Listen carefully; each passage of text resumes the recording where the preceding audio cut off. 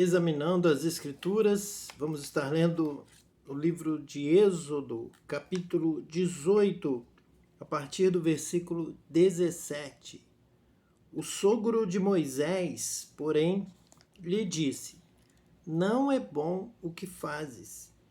Sem dúvida, desfalecerás, tanto tu como este povo que está contigo, pois isto é pesado demais para ti, tu só não o podes fazer. Ouve, pois, as minhas palavras, eu te aconselharei, e Deus seja contigo.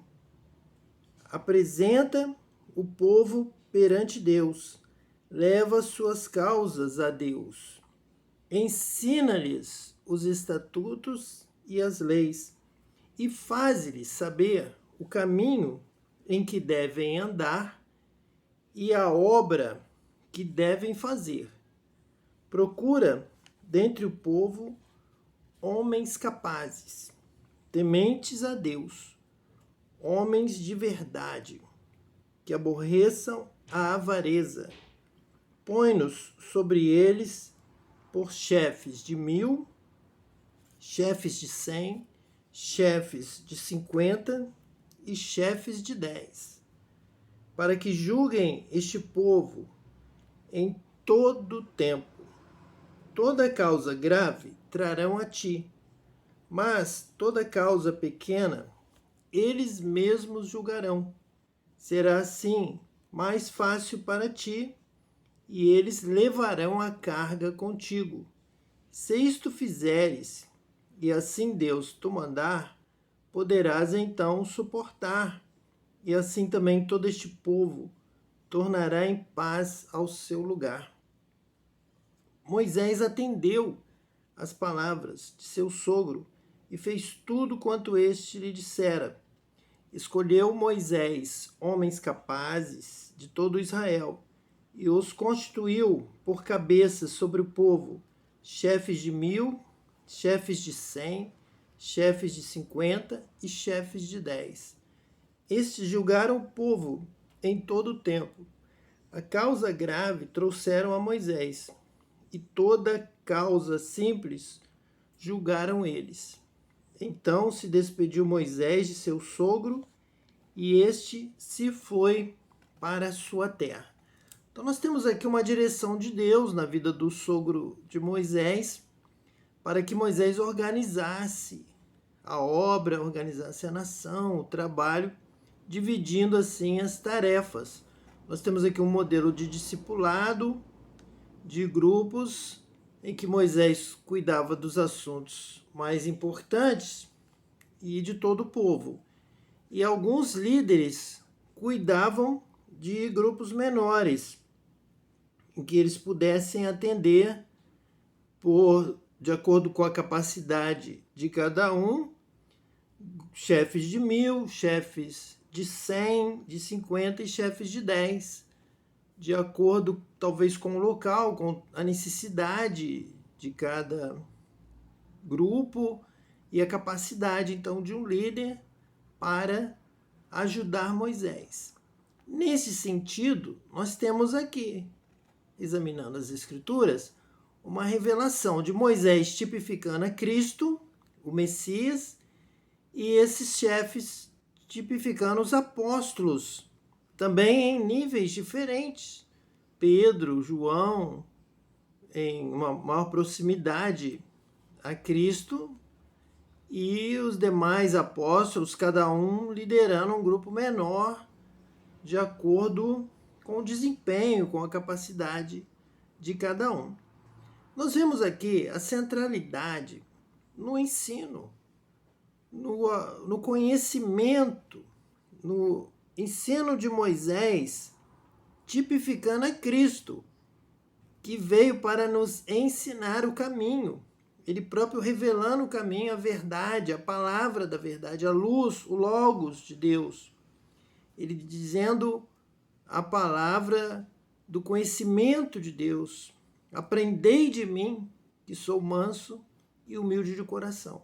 Então nós já vamos ver aqui então, desde a Torá, nós estamos o livro de Êxodo, o segundo livro da Bíblia, o segundo livro de Moisés, livro da lei, neste contexto de que realmente Cristo é o principal na vida de Israel, porque ele é o profeta, ele é o Filho de Deus, ele revela Deus, ele ensina, ele mostra o caminho para Deus.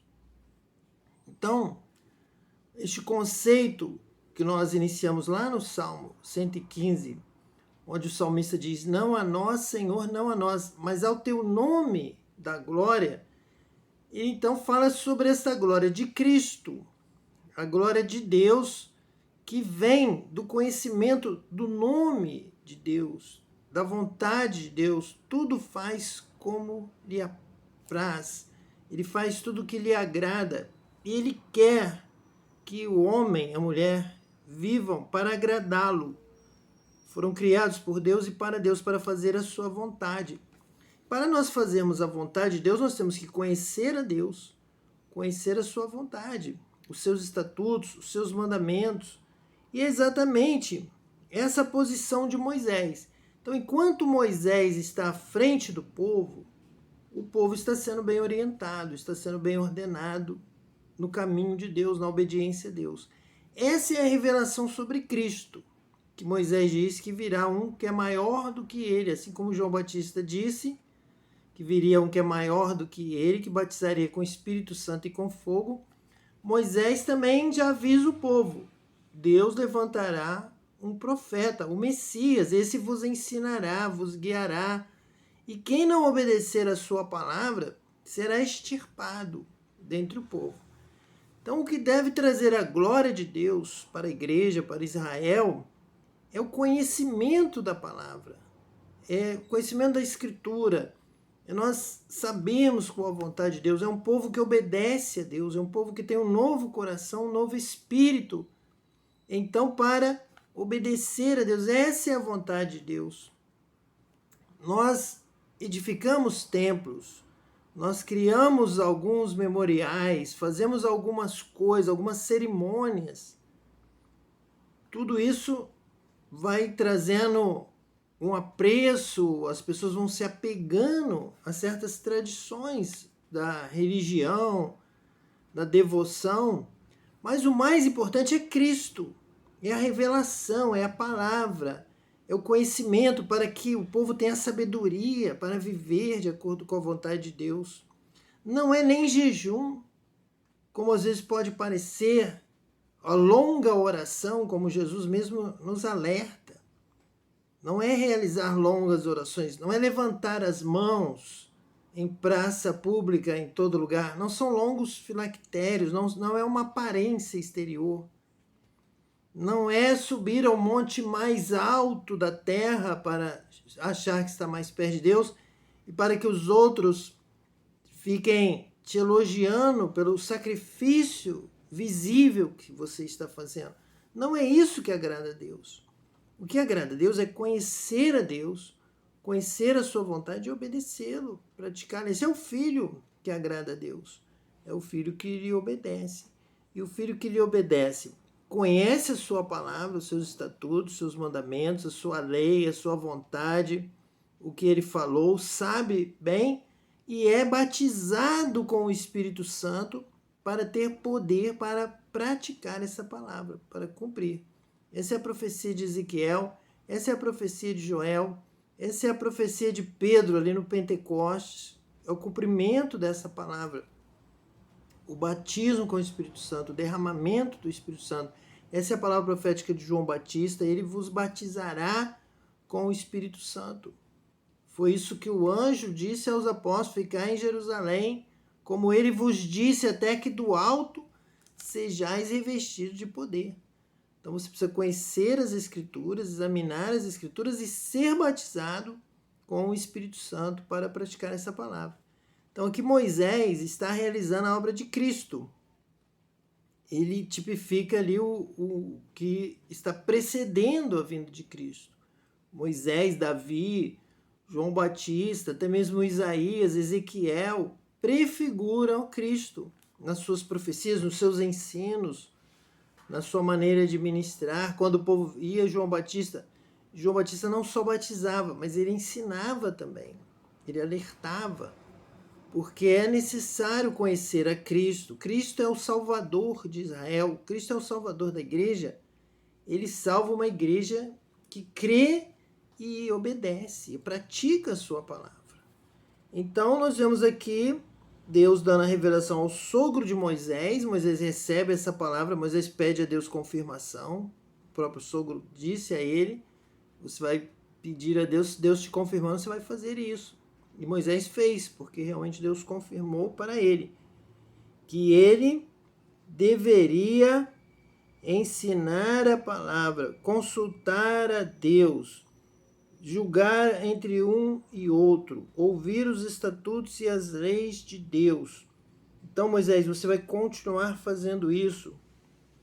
Diz-lhes qual é o caminho em que devem andar e a obra que devem fazer.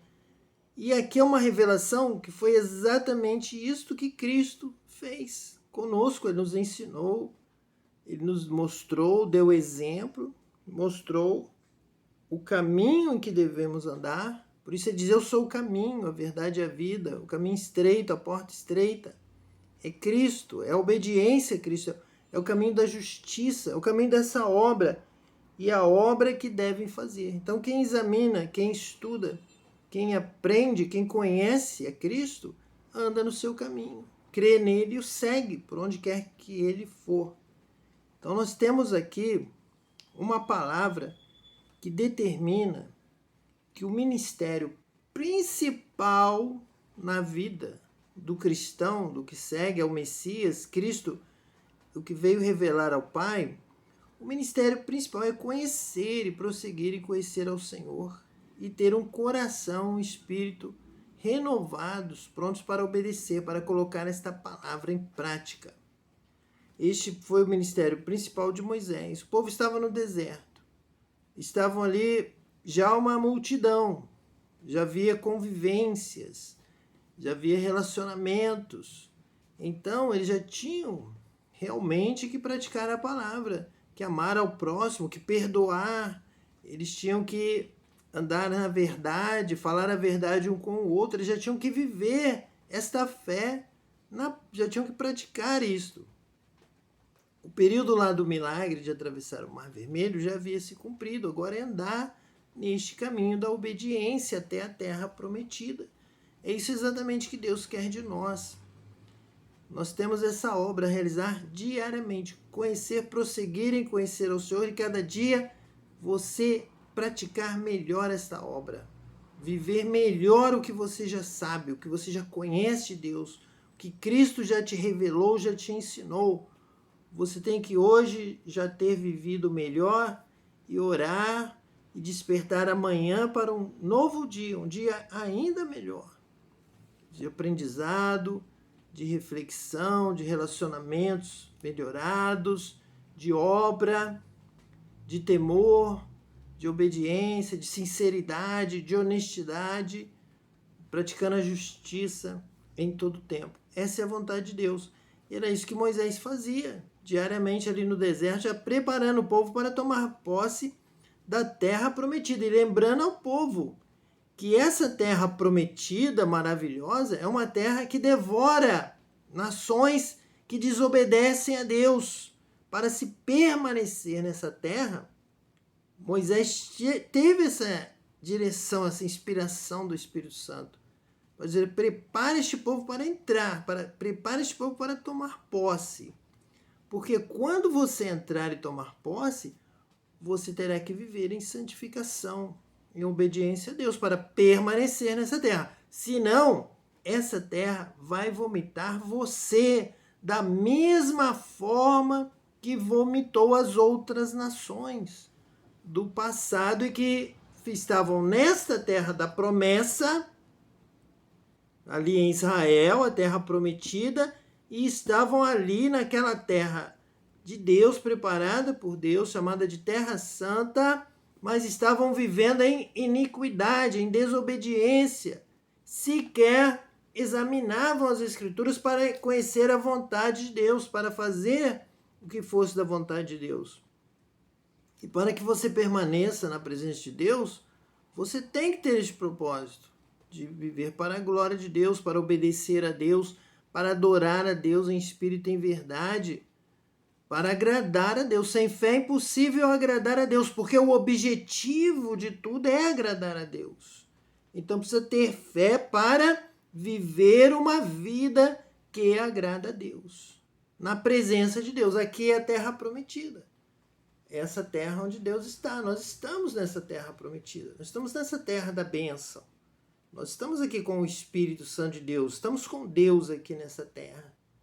E para permanecermos com essa presença maravilhosa do Espírito Santo de Deus, claro que nós temos que agradar a Deus. Nós não podemos entristecer o Espírito de Deus, pelo qual somos selados para a redenção, para a eternidade. Você tem que viver uma nova vida, uma vida para agradar a Deus, para o louvor da sua glória. Vamos orar então. Deus te abençoe, abençoe a sua família, a sua casa. Vamos orar também por todas as famílias da terra. Vamos pedir a Deus que abençoe todas as nações. Senhor, em nome de Jesus, o Cristo, nós clamamos a Ti, Senhor, pedindo a Tua bênção, a vitória, cura, libertação, salvação para esta casa, para esta família. Derrama a Tua glória, a Tua bênção, Pai, enriquecedora, abençoadora, Senhor. Abençoa todas as famílias das nações, toda a terra, todos os povos da terra, venham ser salvos por Ti, conhecendo a Tua glória, conhecendo a Tua vontade, seguindo, crendo e obedecendo a Cristo, Senhor. Abençoa, nós te pedimos, porque amamos estas vidas e te pedimos, ó Deus, salva, abençoa todos os povos, todas as vidas. Nós oramos com amor, em nome de Jesus, o Cristo. Amém. E que Deus te abençoe eternamente.